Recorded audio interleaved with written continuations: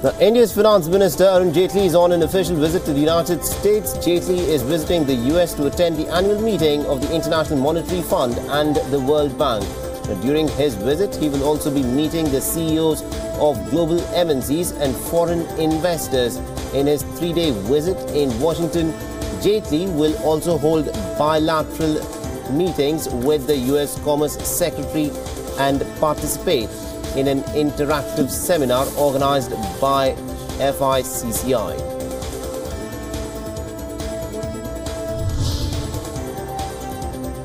The Prime Minister Narendra Modi on Sunday unveiled intensified Mission Indradhanush, an augmentation of an existing health program to achieve full immunization in the country by 2018. Prime Minister Modi launched the IMI at an event in Vadnagar city. Through the program, the government aims to reach every child under 2 years of age and those expecting mothers who've been left uncovered under the routine immunization program. The Prime Minister Narendra Modi on Sunday flagged off an unreserved express train from his home state of Gujarat. Now, the Antyodaya Express is a fully unreserved train in which passengers can get the ticket even at the very last minute. The Prime Minister Modi said that the train is a commendable initiative and people can travel at any point of time without any prior reservations.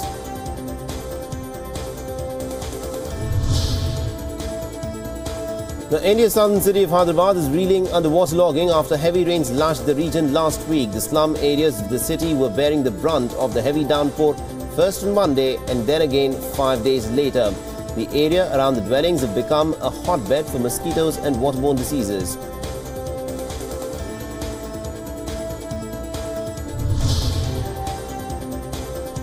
India has urged the Organization of the Petroleum Exporting Countries to have reasonable prices of petroleum products after a meeting with its Secretary General Sanusi Mohammad Barkindo in New Delhi on Sunday. Now, Petroleum Minister Dharmendra Pradhan through Barkindo has urged the OPEC countries to consider the purchasing power of Indians while undertaking the pricing process.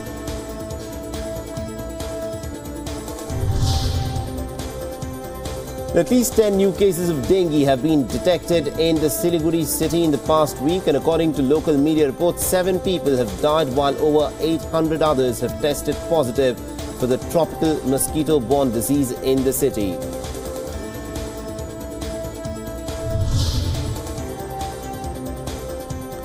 The India's Foreign Minister Sushma Swaraj, along with millions of married Hindu women across the country, broke their fast, which was observed for the well-being of their husband after sighting of the moon on Sunday. Now, women dressed up in colourful attires, wearing bangles, vermilion, henna, anklets and other ornaments, and celebrated the auspicious occasion with much gaiety and fervour.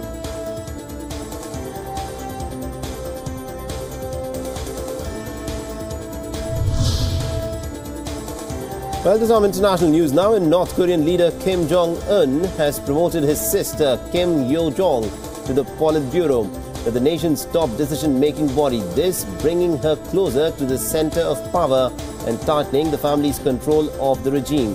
Alongside Kim Jong-un, the promotion makes Kim Yo-jong the only other millennial member of the influential body. Now, her promotion indicates that she replaces Kim Jong-un's aunt, Kim Kyung-hee, who had been a key decision-maker when former leader Kim Jong-il was alive.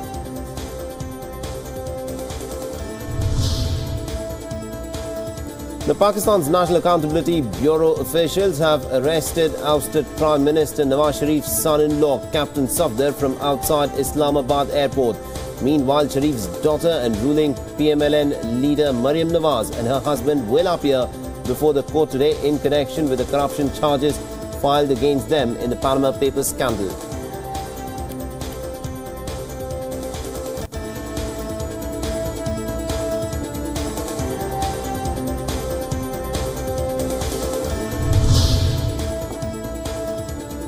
The British Prime Minister Theresa May has signalled that she could sack Foreign Secretary Boris Johnson as she tries to reassert her authority after a series of political disasters.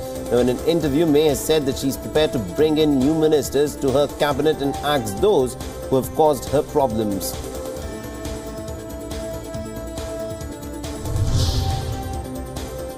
Now, UNESCO has been criticized for its geopolitics that has paralyzed the working of the World Heritage Agency.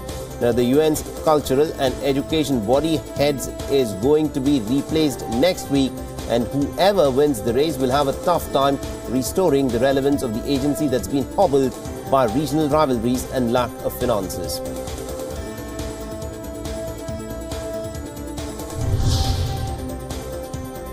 The US Vice President Mike Pence walked out of a National Football League game on Sunday in Indiana after some players knelt during the national anthem in a form of demonstration that began last year as a symbolic protest against police brutality against racial minorities. The President Trump has criticized players sharply for the protest and has pressed the NFL to ban them.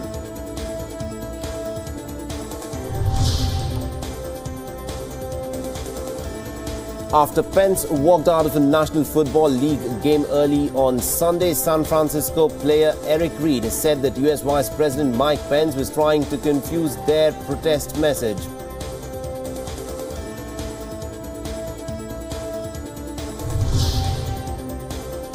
Now, the Biloxi residents were relieved to wake up to minimal damage on Sunday after Hurricane Nate slammed Mississippi coast overnight, bringing destructive winds and torrential rainfall. Several areas along the waterfront were flooded overnight but were dry by morning. Cleanup crews came out early to begin sweeping up the scattered debris, which after Nate had made its landfall as a Category 1 storm, and this is the fourth major storm to strike mainland United States in less than 2 months.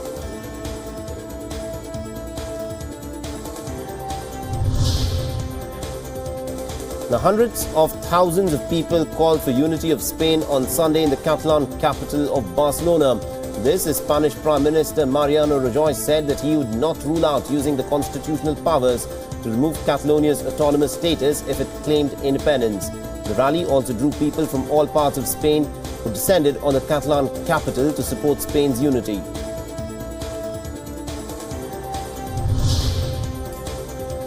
The Hezbollah leader Syed Hassan Nasrallah said on Sunday that the United States was serving the interests of the Islamic State by preventing the Syrian army and its allies from advancing in some areas of eastern Syria. Nasrallah said the United States was delaying the Syrian military in its battle to retake territory from the Islamic State, and his comments came after a senior US official said that President Donald Trump was considering putting sanctions on Iran for its support of Hezbollah.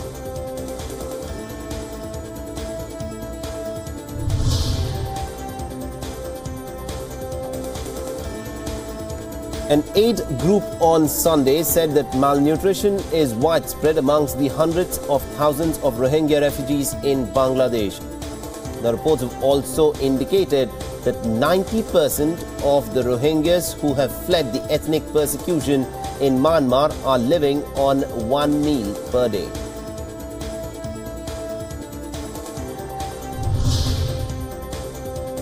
At least 2 people drowned and more than 10 others are said to be missing after a boat packed with the Rohingya refugees sank on its way to Bangladesh. The boat capsized near a coastal village in Bangladesh's Gulchar region. According to officials, out of the 100 people on board, 40 were said to be adults, and the rest of them, the 60 of them, were said to be children. Rescue operations are presently underway to find the children who are feared to be missing.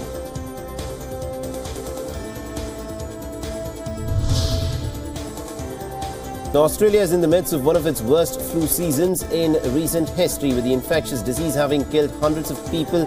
Reports also indicate that the flu has killed more than 370 people and sickened more than 160,000 others so far.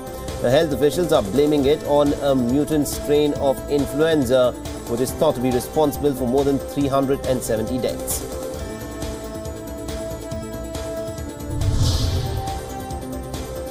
Now, thousands of Israeli and Palestinian women trekked through a biblical desert landscape on Sunday, converging on the shores of the Jordan River in a march for peace.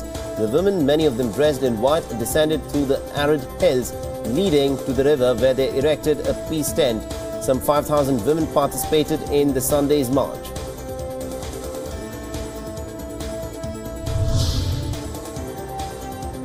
The man forecast to replace Cuban President Raul Castro early next year rejected US demands that the communist-run country change its political and economic system. Now, in a Sunday speech, First Vice President Miguel Diaz-Canel blasted US pressure on the Venezuelan government and what he termed as an effort to discredit the Cuban tourism industry. The Diaz-Canel said that these and other recent events in the region had proved that imperialism can never be trusted, not even a tiny bit.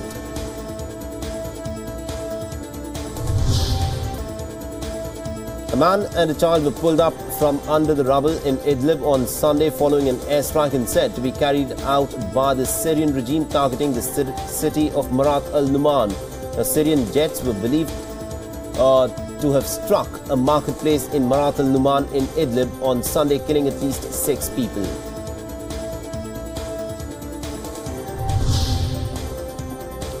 The Russian firefighters on Sunday used specially equipped helicopters to dump water on a construction goods market in Moscow that caught fire. The fire at the market sent a thick cloud of grey smoke billowing into the air. The fire caused tailbacks on the nearby Moscow Orbital Highway and 3,000 shoppers and staff were evacuated from the market.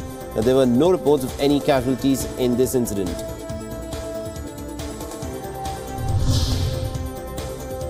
The Turkish embassy in Washington has said on Sunday that it has suspended all non-immigrant visa services to all Turkish diplomatic facilities in the United States. This after the US missions reduced visa services in Turkey.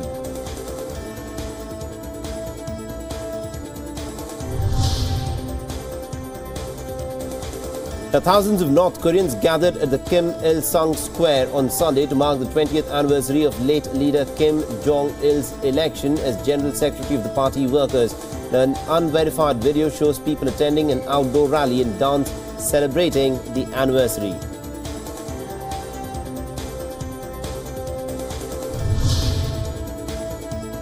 The wildfires continue to rage in 6 different fronts in Portugal. The video of a rare phenomenon known as the fire devil filmed in Portugal is like a fire tornado caused when flames are caught in wind and dust. On Sunday, 1,000 firefighters were on the ground battling 5 wildfires across the country. During the summer, 64 people have died in wildfires in Portugal's deadliest natural disaster.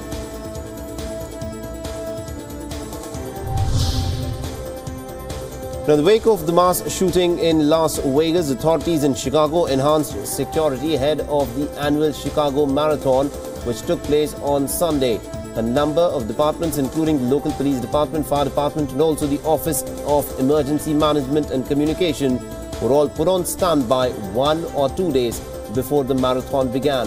The area around the marathon venue was blocked off. Pedestrians and vehicles were all prohibited from entering the marathon route.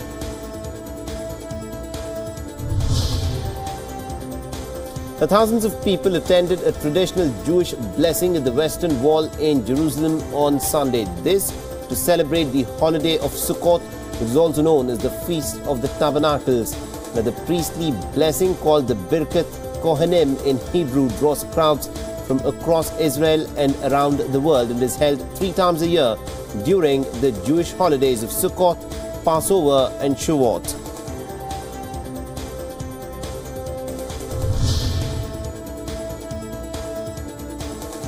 Gay and lesbian parents in Australia are finding support in groups like Rainbow Families. This as tensions rise amidst a nationwide ballot on whether same-sex marriage should be legalized. And same-sex marriage in Australia has been always remained elusive, and that may in fact change. However, as Australians have been voting on the 12th of September on whether to legalize same-sex marriage in a non-compulsory postal ballot, the results of the poll will be declared on the 15th of November. About 120 people have been evacuated on Saturday in the Shaang County of central China's Hubei province. This is the water level of the Hanjiang River is believed to be rising rapidly, threatening a flood-like situation.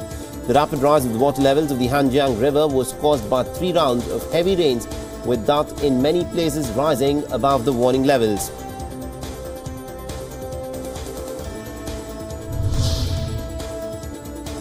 An international car racing competition named Kunlun Summit ended in Girmu city of northwest China's Qinghai province. Chinese competitors claimed 3 championships and more than 100 car racers from home and abroad participated in this competition, providing a stunning show for locals in the national holiday.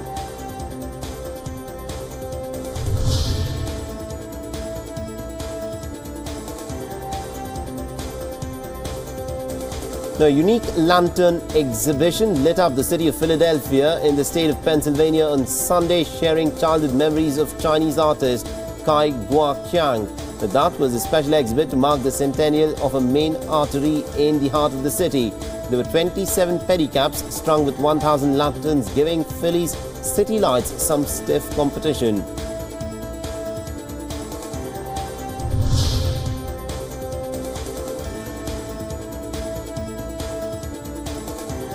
Beijing attracts people from at home and also abroad for its rich collection of magnificent landmarks and ancient architecture.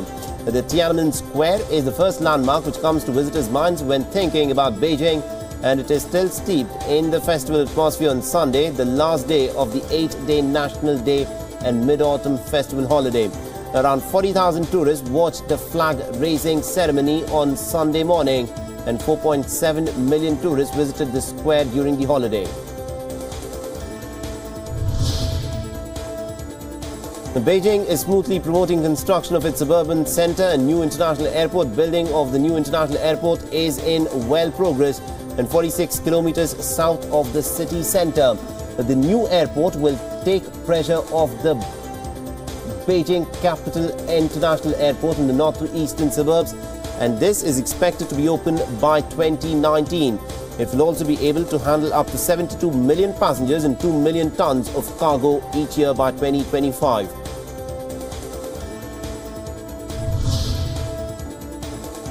The France's annual Nuit Blanche, a sleepless white night celebrating art, exhibitions and museum, opened in Paris on Saturday. Now, thousands of revelers enjoyed the spectacle until the early hours of Sunday. The Arts Festival also celebrated its 16th edition as squares and monuments became artistic havens, hosting dances, installations, films and other works.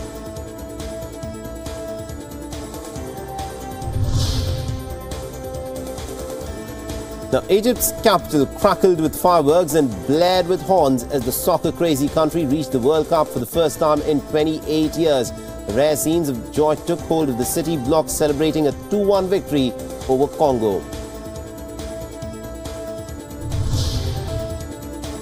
Well, to some news from the world of entertainment, and the Weinstein Company has fired co-chairman Harvey Weinstein, effective with immediate effect. Now, this following reports of sexual harassment allegations against the executive, who was one of Hollywood's biggest power brokers. The departure leaves Weinstein's brother Bob, a co-chairman, and chief operating officer David Glasser at the helm of the company.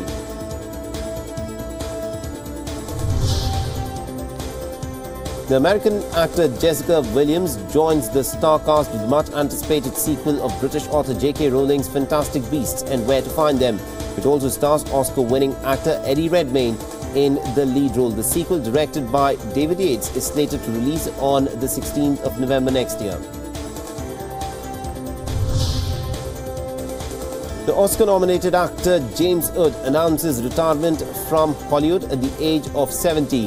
Now, Wood is popularly known for films like Ghosts of Mississippi and Casino, and the news of the American actor's retirement came alongside his real estate agent listing the actor's Rhode Island lake house for sale. The Grammy-winning singer-songwriter Pink speaks against American record producer Dr. Luke, stating that she will never collaborate with him in the future. Now, Pink had in fact worked with Dr. Luke previously in 2006 on her 4th studio album, I Am Not Dead, and has accused the record producer of unfair business. Now, Dr. Luke is currently facing legal confrontations with singer Kesha for sexual abuse.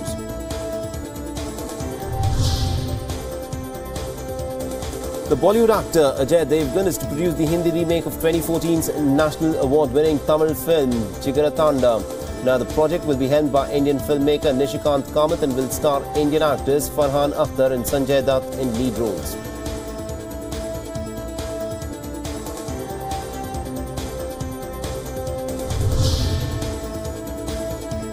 The ace Indian designers including Nandita Mehtani, Dolly Sidhwani and Bhavna Pandey on Saturday drew curtains on two-day Bengaluru Times Fashion Week by showcasing their collections.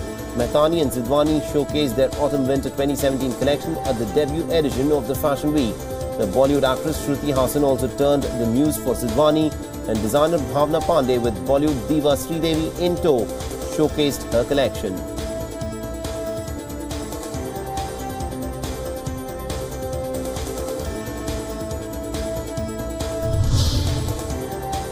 Well, that's all the time we have in this edition of the News Bulletin. And to stay updated with everything that's happening around the world, you can log on to our website, wionnews.com. You can also follow us on our Facebook page and our Twitter handle as well. Thanks for watching.